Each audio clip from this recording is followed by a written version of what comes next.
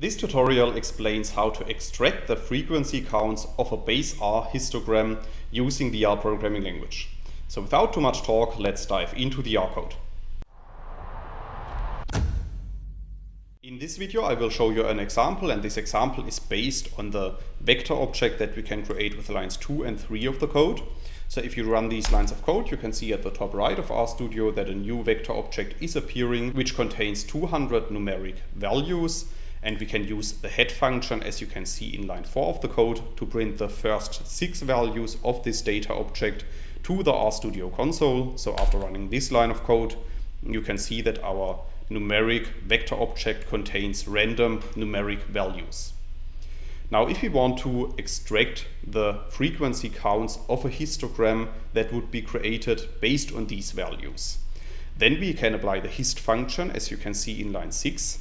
And we are applying the hist function to our vector object. And then, this is very important, we have to store the output of the hist function in a new data object which is called hist info. So if you run line 6 of the code, you can see that a histogram is created. However, at the same time, we have also created a list object which is called hist info.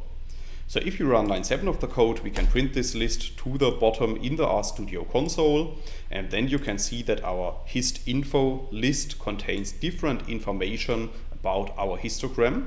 And the important part of this list in this example is the counts information, because this list element contains the counts of our histogram. So we can extract this information from our list by using the dollar operator, and after the dollar operator we need to specify that we want to extract the counts.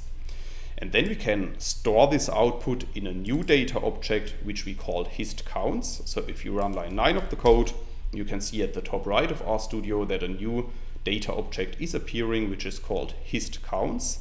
And if you print this data object to the bottom in the RStudio console, you can see that we have created a vector object containing the counts corresponding to the histogram that we have just created. That's all I wanted to explain in this video. In case you want to learn more on this topic, you may check out my homepage statisticsglobe.com, because on my homepage I have recently published a tutorial in which I'm explaining the content of this video in some more detail. I will put a link to this tutorial into the description of the video so you can find it there. If you have liked this video, or if you have any questions, let me know in the comments section below. I'll try to respond to all comments as soon as I can.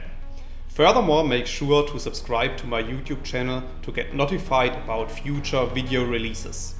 I have already published about 500 videos on this channel, and I'm releasing new videos on a daily basis.